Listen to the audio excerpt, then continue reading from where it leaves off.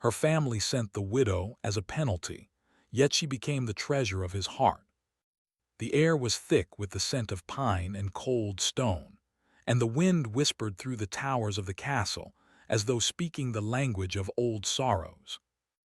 In this land of beauty and hidden danger, Lady Alara was a shadow herself, sent away from her village like a broken promise, a penalty for the mistakes and lies of others. She was called the widow by those who feared the fire in her eyes and the sorrow in her heart.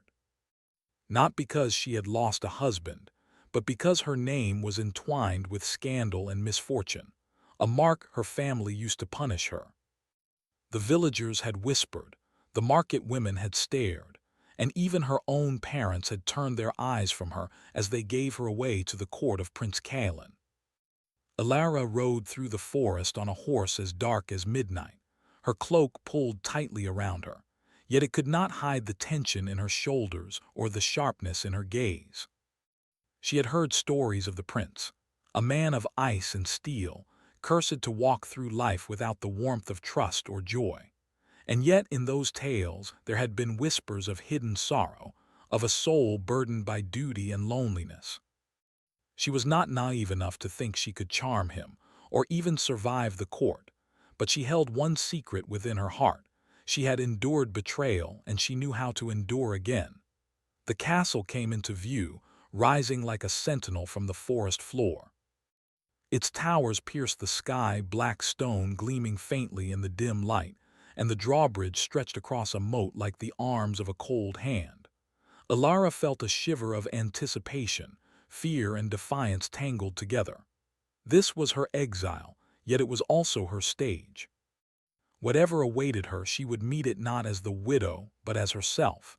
When she arrived at the main gate, the guards eyed her with suspicion. "Lady Alara," one said finally, his voice low and cautious. "The prince awaits you." She nodded, keeping her expression neutral. "I am ready." Inside the castle, the halls were grand but solemn, filled with tapestries that told tales of kings and battles long past. Every echo of her boots on the marble floor reminded her that she had crossed into a world where every step carried meaning, where every glance could be a trap. And then, in the throne room, she saw him, Prince Calin. He was seated on a high chair of blackened oak, his posture rigid, his dark eyes sharp and distant. He did not rise at her entrance, nor did he smile. The air between them was electric, charged with curiosity and silent judgment.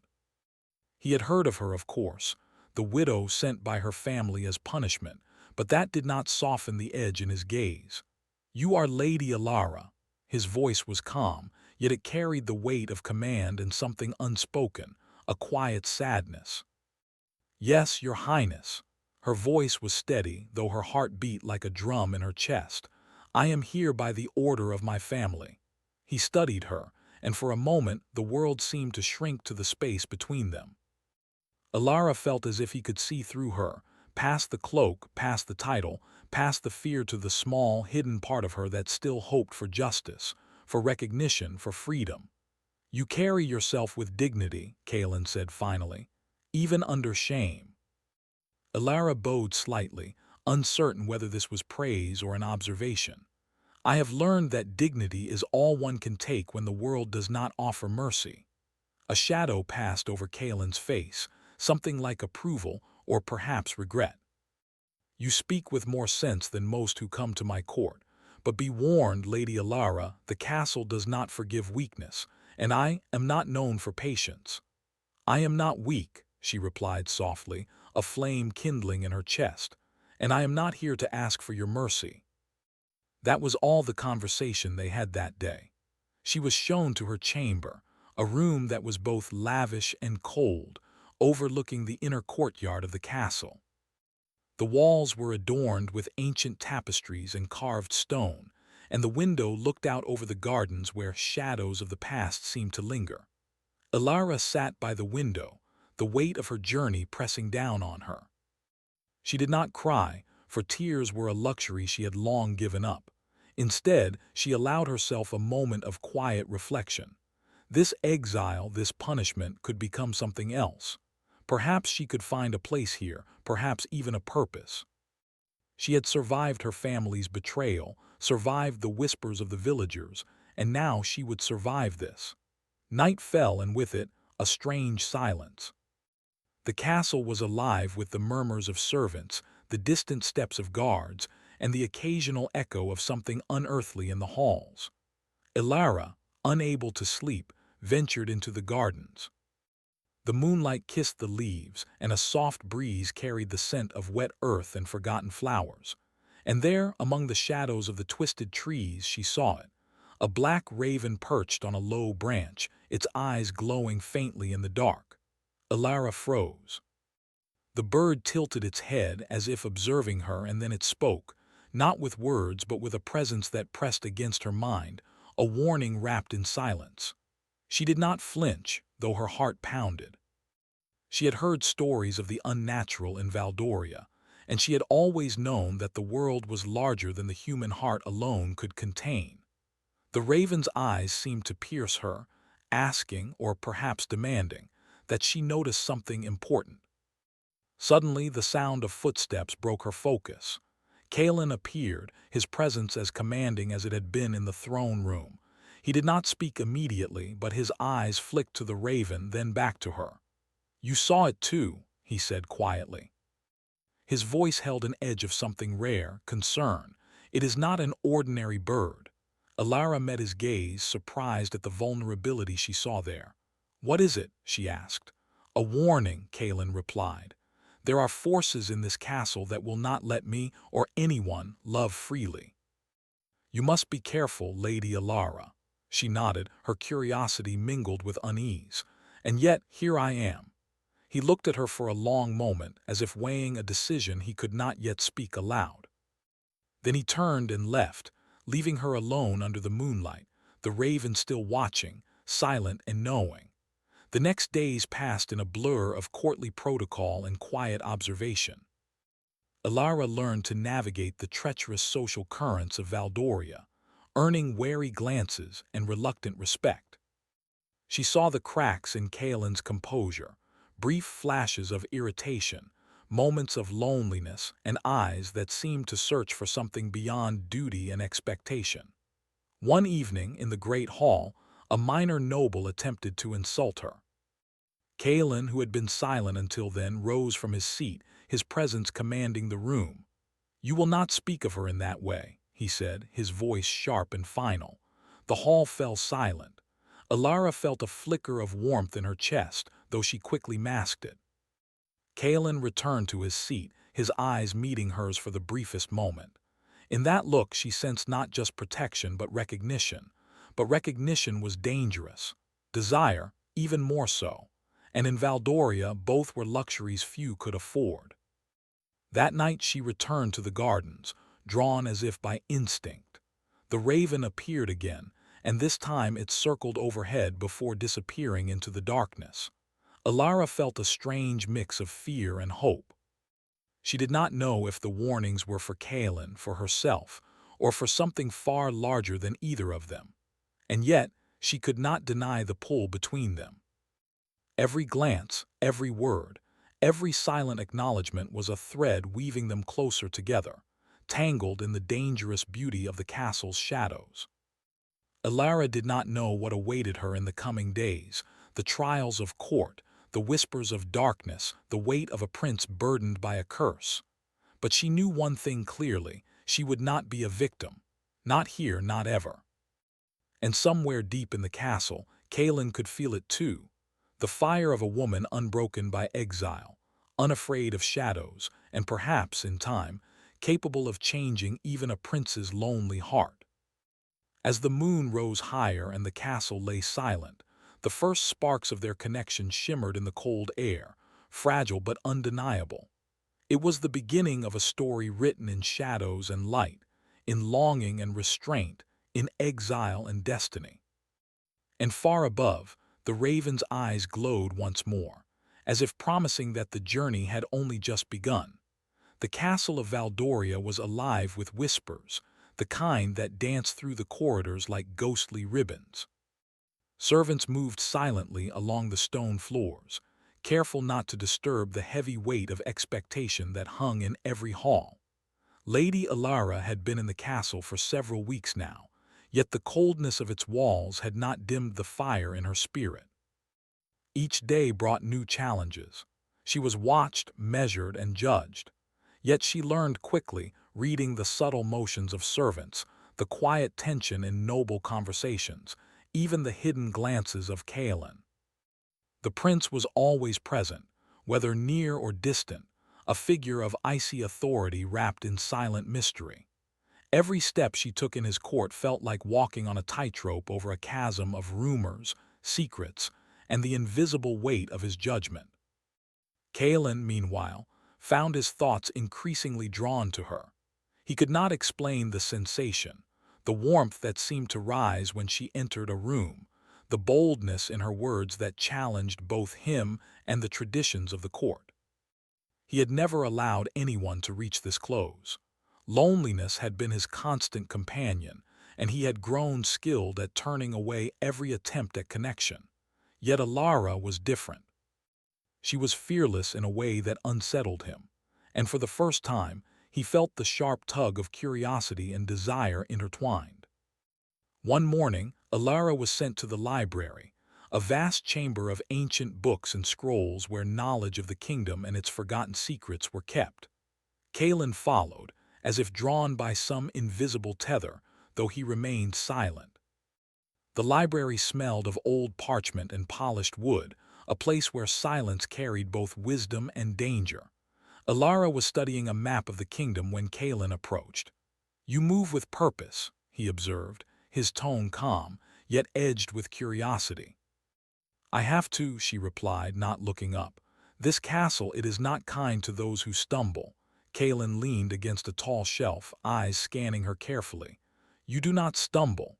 His words were simple, yet they carried an unspoken weight.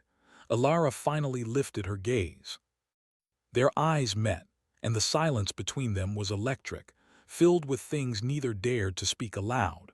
A connection was forming, fragile yet undeniable, like threads of sunlight breaking through storm clouds. Over the following days, Alara became more confident in her role within the castle. She assisted the court in small ways, organizing records, helping servants, offering advice where her wisdom could shine. Noblewomen who had once looked down upon her now regarded her with careful curiosity. Even the children of the court found themselves drawn to her kindness and sharp wit. Kaelin, observing her from a distance, began to notice small details. The way her hands moved with grace, the spark in her eyes when she discovered something new, the rare moments when her pride gave way to laughter. He had always believed that connection was dangerous, yet he could not deny the pull toward her warmth. One evening, the prince summoned her to a private audience in the moonlit garden. The air was cool, carrying the faint scent of night-blooming flowers.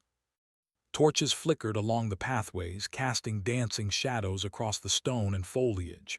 "You move through this castle with courage," Kaelin said quietly, standing before her. "Yet you must know, courage alone will not protect you." Alara met his gaze steadily. "I know. But I also know that fear will not protect anyone." For a long moment, the world seemed to pause. The only sound was the rustle of leaves and the distant hoot of an owl. Then Kaelin stepped closer, though not too close, just enough that the space between them was charged with unspoken tension. "Why do you not fear me?" he asked, his voice low. "Because I have learned to fear only what can truly harm me," she replied softly. "And I do not see that in you." Kaelin's lips curved slightly, the faintest shadow of a smile. It was a small thing, but in the quiet night it carried more warmth than any fire in the castle hearth. As they spoke, the raven appeared again, perched silently on a low branch. Its glowing eyes watched Alara, and she shivered slightly under its gaze. Kaelin noticed but did not comment, his expression unreadable. The bird seemed to carry a warning, though of what she could not tell. The days that followed were filled with subtle tests. The court could be unforgiving, and Alara soon found herself facing challenges not only from the nobles but also from her own heart. She felt an unexpected longing for Kaelin, though she fought to restrain it. Desire, she knew, could be a dangerous thing in a place like Valdoria. Yet the prince's presence, even in silence, seemed to draw her forward, pulling her closer to a fate she did not fully understand. One afternoon, a minor nobleman, Lord Varric, attempted to humiliate her during a council meeting. His words were sharp, full of disdain, but Alara remained composed, answering calmly and with reason. The court murmured, impressed by her courage. Kaelin, seated at the head of the table, rose suddenly, his presence commanding every gaze. "You will not speak of her in that way," he said, his voice cutting through the tension like steel. The hall fell silent, and Lord Varric's arrogance faltered. Alara felt a warmth she did not understand. She had known Kaelin to be distant and cold, yet here he had shown something extraordinary, a protective force that she had not expected. And yet, it was not love he displayed, at least not openly.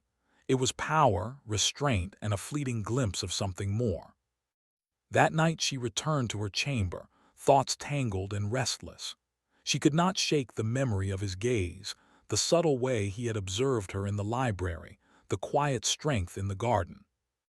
A strange tension filled her chest, a mixture of longing, respect, and the dangerous thrill of recognition. She had not allowed herself to hope, yet she found that hope had quietly taken root. As the moon rose high, casting silver light through her window, Alara ventured into the garden once more. It had become her sanctuary, a place where the shadows seemed less threatening and the night felt alive with possibility. The raven appeared again, its glowing eyes fixed on her. She shivered, sensing its silent warning. But tonight she did not fear it. Instead, she felt a strange kinship, as if the bird carried knowledge she could not yet grasp. Kaelin was already there, waiting silently.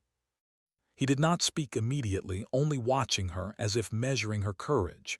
"You should not wander here alone," he said softly. "The shadows, they are not always kind." "I am not afraid," she replied, though her voice carried a hint of curiosity. "Are you?" He hesitated, a flicker of vulnerability crossing his face. "I am cautious, but not afraid." Their eyes met, and for a moment words were unnecessary. The space between them pulsed with the weight of unspoken feelings, the tension of two hearts recognizing something forbidden yet irresistible. "I feel different here," Alara admitted quietly, "as if I am part of something larger than myself, yet also watched, tested." Kaelin nodded slowly. "The castle does not forgive weakness, and neither do I, though I have learned. I may value strength where I once feared it." Alara's lips curved faintly in acknowledgement. "Then perhaps we are not so different after all." That night as she returned to her chamber, she felt the threads of a delicate bond forming.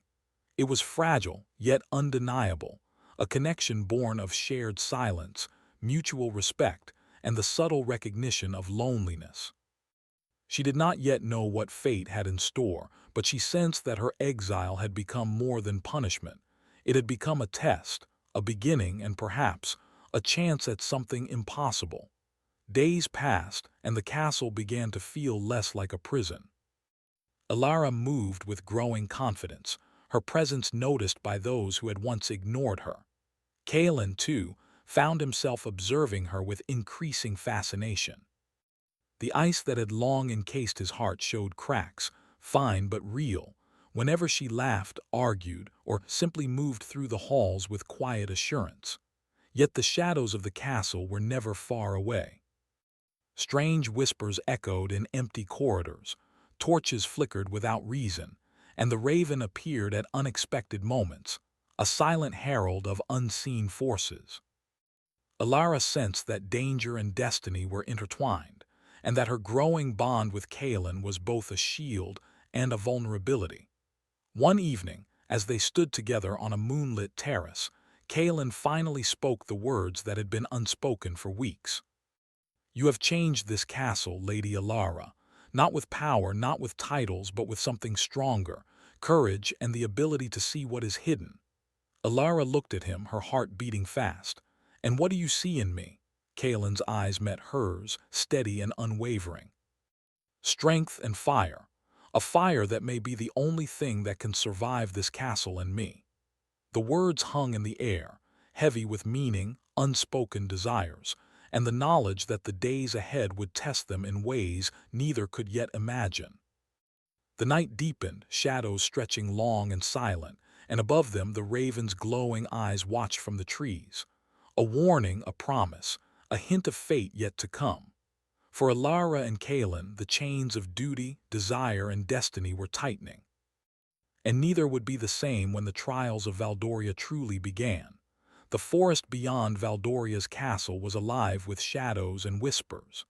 Ancient trees, twisted and gnarled, stretched their branches toward the sky as if grasping for secrets long forgotten.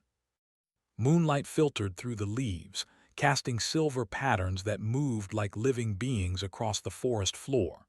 Lady Alara and Prince Kaelin walked side by side, their steps careful, their senses alert. They had come in search of the truth. The curse that haunted Kaelin's family was no ordinary misfortune. It was born of old magic, a shadow that fed on loneliness and mistrust, binding every heir of Valdoria to a life of isolation and fear. Alara had discovered, through the dusty scrolls of the castle library and whispered rumors of old servants, that she might hold the key to breaking it. Yet she did not know how. Kaelin's hand brushed against hers as they crossed a narrow stream, and she felt a jolt of warmth that startled her. He noticed immediately, his eyes meeting hers with a mixture of apology and something deeper. "I did not mean." "It is nothing," she said softly, though her heart raced. She knew it was more than nothing. Every small touch, every glance shared between them, was a thread weaving a connection neither of them fully understood. The forest grew darker as they ventured further. Strange sounds echoed among the trees, soft whispers, rustling leaves, and the occasional cry of an unseen creature. Shadows moved unnaturally, and Alara's fingers tightened around the hilt of a small dagger she carried. "You must trust me," Kaelin said, his voice low, breaking the silence. "The curse is clever. It senses doubt and fear. If you hesitate, it will find a way to destroy everything we care about." Alara nodded, feeling the weight of responsibility settle on her shoulders. "Then I will not hesitate. Not for you, not for myself, not for anyone." They reached a clearing at the heart of the forest. In the center stood a circle of ancient stones, covered in moss and glowing faintly with a silver light. Kaelin stepped forward, placing his hand on one of the stones. The air hummed with energy, and Alara felt a strange pull, as if the forest itself were alive, watching, judging. "The curse," Kaelin whispered, "originated here. My ancestors made a pact they could not honor. Their regret, their fear, it became this." Alara approached, studying the stones. "Then we must undo it. Whatever it takes, we can end it together." Kaelin hesitated, then met her gaze. "You understand what this means? That to break the curse, one of us must confront the deepest fear within ourselves, and the other may have to make a sacrifice too." Alara swallowed hard, her courage hardening. "Then I choose to face it with you. Whatever it is, we face it together." A sudden wind swept through the clearing, rustling leaves and lifting her hair like dark flames. Shadows began to shift, coalescing into shapes, faces of forgotten kings, twisted and sorrowful. The air grew heavy, and a voice, deep and echoing, filled the clearing. "Who dares disturb my domain?" Kaelin stepped forward, his posture strong yet tense. "I am Kaelin, Prince of Valdoria. I seek to end the curse that has bound my family for generations." The shadows writhed, voices overlapping in anger and sorrow. "And who is this?" the voice demanded. Alara stepped forward, her chest lifted, her eyes steady. "I am Alara. I came by my own choice. I am not here to harm, but to help." The shadows paused, as if considering her words. Then the ground trembled and the voice spoke again, softer this time, almost curious. "You have courage, and yet you are not of this bloodline. Why should you matter?" "Because I have loved him," Alara said firmly, glancing at Kaelin. And because love is stronger than fear, stronger than darkness, stronger than curses. The shadows swirled and the wind howled. Kalen's hand found hers, gripping it tightly. "Do not falter," he whispered. Alara nodded, her heart steady despite the fear rising in her chest. She could feel the magic of the curse probing, testing, trying to find weakness. But she would not give it any. A figure emerged from the darkness, a tall, hooded form, its face hidden in shadow. It was the embodiment of the curse, a being born from fear and despair. Its voice was like grinding stone. "You think love can undo me?" it asked, and the air grew colder. Alara stepped closer, her voice unwavering. "I know it can. Love is not weakness. Love is courage, sacrifice, and truth, and that is more than you can ever be." The figure hesitated, the shadows flickering. Kalen raised his hand, and the sword at his side glowed with a silver light. The blade hummed as if alive, responding to his will. Together they advanced, Kalen with his sword, Alara with her heart and her courage. The curse lashed out, waves of cold and fear attempting to shake them, but they held firm. Their connection, fragile yet powerful, acted as a shield, a force the curse could not penetrate. Suddenly, the hooded figure reached toward Kalen, and the world seemed to freeze. A moment later, Alara stepped between them, her eyes glowing with a light that was not entirely her own. She could feel the magic within her, something her family had never understood, a gift she had carried unknowingly all her life. "You will not touch him," she said, her voice echoing through the clearing. "Not while I am here." The curse recoiled, the shadows screaming, then dissipating into thin air. The wind stilled, the forest grew quiet, and the stones glowed with a warm, gentle light. Kalen looked at her, awe and relief written across his face. You did it," he said, his voice breaking slightly. "You saved me, you saved us." Alara shook her head, a soft smile on her lips. "We saved each other. You faced your fear, and I faced mine together." Kalen stepped closer, taking her hands in his. "I have lived my life in shadow," he said. "I have known loneliness, suspicion, and despair. But with you, I feel something I have never felt before. Hope, and maybe even joy." Alara's eyes glistened, the tension of weeks finally giving way to relief. "Then we must not waste it," she said softly. "We must hold on to it, no matter what comes next." The forest seemed to breathe with them, the shadows retreating, leaving only the soft glow of moonlight and the faint hum of magic. It was as if the world itself recognized their triumph, acknowledging the courage and love that had defeated centuries of darkness. They returned to the castle, hand in hand, the weight of the curse lifted but not entirely gone.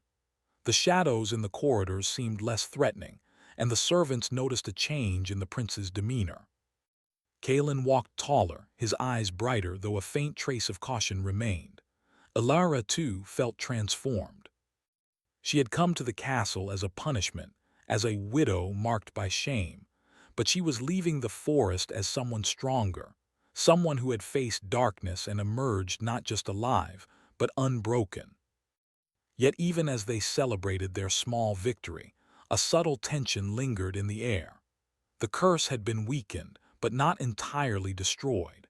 And in the castle's deepest corners, whispers of old magic stirred once more, reminding them that peace was never permanent in Valdoria. That evening, as they stood together on the castle's highest tower, looking out over the kingdom, Kalen spoke quietly. "We have won a battle, Alara, but the war may not be over." Alara rested her head against his shoulder, feeling the warmth of his presence. "Then we will face it together," she said, "as we always have." Kalen nodded, pressing a gentle kiss to her forehead. "Together," he agreed. The moon rose high over Valdoria, casting silver light across the castle and the forest beyond. Somewhere in the distance, a raven's glowing eyes watched, as if acknowledging the victory while hinting that the future still held challenges. But for now, in that moment, the prince and the widow stood united, stronger than any curse, braver than any shadow, and bound by a connection that had been tested in fire and darkness. They had faced the curse, confronted their deepest fears, and discovered the power of trust, courage, and love. And though the path ahead remained uncertain, they knew one truth. Whatever came, they would face it together, and nothing, not magic, not shadow, not fear, could break the bond they had forged. As the night stretched on, the kingdom of Valdoria slept under the watchful eyes of the stars, unaware that a new legend had begun, of a prince and a widow who defied fate, conquered darkness, and discovered that love above all was the greatest power of all. The castle of Valdoria had changed since the night in the forest. Shadows that once clung to the stone walls had receded, leaving a sense of quiet hope. Torches burned steadily in the halls, their light reflecting off polished marble floors. Yet even in this newfound calm, tension lingered. The curse was weakened, but the forces that had created it were never easily defeated. Prince Kalen stood in the throne room, staring at the ancient carvings on the walls. The weight of the crown pressed upon his head, heavier than ever now that he understood the cost of leadership and the dangers that still lay ahead. His mind wandered to Alara, who had been his partner through the forest, his companion through fear and shadow. She had changed him in ways he did not fully understand, teaching him trust, courage, and, most unexpectedly, the meaning of hope. Alara entered quietly, her presence as calming as the moonlight that filtered through the high windows. She carried a small bundle of herbs, the soft scent of lavender and rose filling the air. "You are thinking again," she said softly, stepping closer. Kalen turned, a faint smile tugging at his lips. "I cannot stop thinking when the past is so heavy," he replied. "But you make it bearable." Alara placed the herbs on a table, then rested her hand lightly on his arm. "Then let it be bearable together." Their moment was interrupted by a sudden noise, a low rumble that shook the stone floors of the throne room. Torches flickered and the air grew cold. Both turned toward the sound, their hearts quickening. From the shadows emerged a figure, cloaked in darkness, the last remnant of the curse that had plagued Kalen's family for generations. Its eyes glowed red, its presence filled the room with a chilling energy. "You thought you had won," it hissed, its voice echoing through the hall. "But the curse is not so easily undone." Kalen stepped in front of Alara, his sword drawn, silver light gleaming along the blade. "We are not afraid," he said firmly. "Whatever you are, we will face it together." The figure advanced, tendrils of shadow reaching out like living creatures. Alara moved beside Kalen, her hands glowing faintly with a light that came from deep within her, a gift she had only recently discovered in the forest. The power felt strong, warm, and alive, fueled by courage and the bond she shared with Kalen. "You cannot win," the shadow said, voice trembling with anger. "Love cannot destroy me." Alara took a deep breath. "Love is not weakness, it is strength, it is courage, it is everything you could never be." She stepped forward and Kalen followed, their hands brushing, their connection forming a shield against the dark force. The shadow lashed out, striking at them with a wave of cold and despair, but their bond held firm. Kalen swung his sword, cutting through the tendrils of darkness. Alara focused her energy, sending a wave of light that pushed the shadow back. They moved together in perfect harmony, combining sword and light, courage and trust. The shadow shrieked, its form flickering, growing smaller and weaker. Kalen's eyes met Alara's, and in that moment unspoken words passed between them, gratitude, admiration, and something more profound: love. "You are stronger than I imagined," Kalen said quietly, his voice carrying awe. "And you are braver than you believe," Alara replied. With one final push, they drove the shadow into a circle of glowing stones in the center of the throne room. Light burst from Alara's hands, surrounding the darkness, and the figure dissolved into nothingness, leaving only silence and the faint hum of magic settling into the castle walls. They stood together, breathing heavily, the adrenaline of victory still coursing through their veins. Kalen lowered his sword and turned to her, his eyes filled with emotion. "We did it," he said, his voice soft. "The curse, it is gone." Elara smiled, relief flooding her features. "Together we did it." For a moment the world seemed still, the castle holding its breath, as if acknowledging the triumph of courage and love over fear and shadow. Days passed, and the castle slowly returned to a sense of peace. Kalen walked through the halls with a new lightness, greeting nobles and servants with warmth and confidence. Elara moved beside him, no longer just the widow sent as punishment, but a partner, a friend, and something more, a beacon of hope in a place that had long known only darkness. The court began to notice the change. Whispers of admiration and respect replaced the rumors of shame that had once followed her. Nobles who had doubted her courage now sought her counsel. Even Kaelin's closest advisors remarked on the transformation of the prince, who had once been distant and cold, now capable of both authority and compassion. One evening, Kaelin led Elara to the highest tower of the castle. The wind was gentle, carrying the scent of blooming night flowers. The moon hung low in the sky, casting silver light across the kingdom. "Look at this land," Kaelin said, his hand brushing hers. "All of it, it is ours to protect, to care for, to cherish. But I have learned that there is one thing more important than any crown, any kingdom." Elara turned to him, heart pounding. "And what is that?" Kaelin's gaze held hers, steady and unwavering. "The heart, ours together." Elara felt a warmth rise within her chest, a joy that was both thrilling and terrifying. She had come to the castle as a punishment, a widow sent to be forgotten, and now she stood at the side of the prince, a woman of courage and strength, chosen not by fate alone but by the bond they had forged. Kaelin lowered his hand to hers, entwining their fingers. "I have lived too long in shadows," he said softly, "but with you I see the light, and I see hope." Elara smiled, leaning her head against his shoulder. "Then we will face everything together. No shadow, no danger, no curse that can ever break what we have built." They stood in silence, watching the kingdom stretch out beneath them, the world bathed in moonlight. It was a moment of peace, of triumph, and of quiet joy, a rare and precious gift in a land that had known so much sorrow. The following days were filled with celebration. The people of Valdoria rejoiced, not only for the end of the curse but for the transformation of their prince and the bravery of the woman who had stood by him.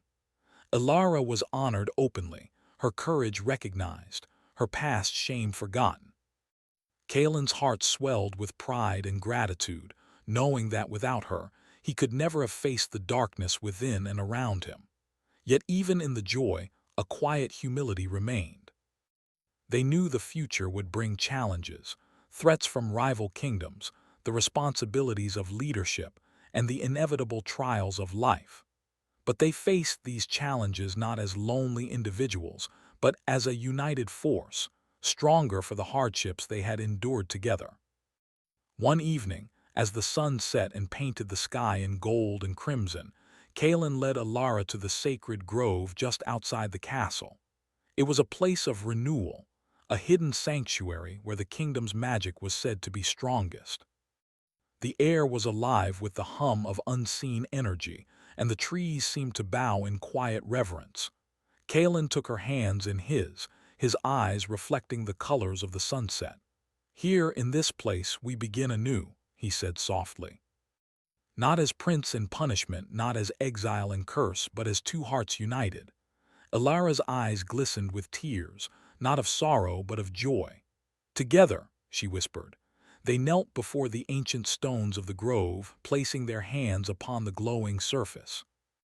A gentle light rose around them, warm and protective, as if the magic itself acknowledged their courage and love. It was a moment of blessing, a quiet affirmation that their bond had changed not only their lives but the destiny of the kingdom itself. Kaelin lifted his head, gazing into Elara's eyes.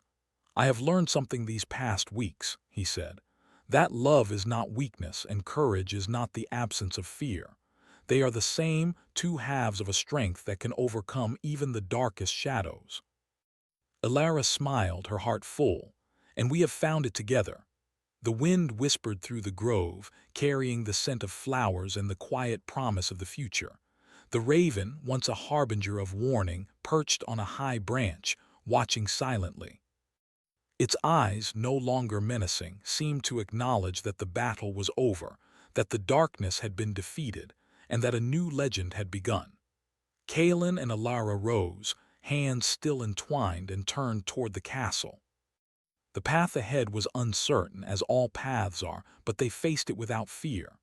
They had faced the shadows and emerged stronger, braver, and united.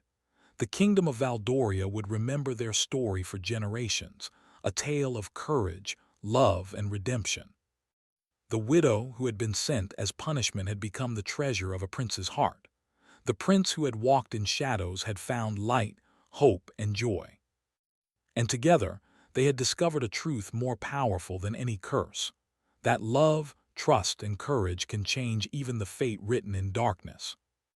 As night fell over the kingdom, the stars glittered above, and the castle stood tall against the horizon, a symbol of strength and renewal. Kalen and Alara stood on the highest tower, gazing at the world they would protect together. Their hearts beat as one, their spirits intertwined, and in that moment nothing could touch the bond they had forged in shadow and light. And so, the tale of the widow and the prince became legend, whispered through generations, a reminder that even in the darkest of times, love and courage can shine brighter than any curse, stronger than any shadow, and more enduring than any kingdom.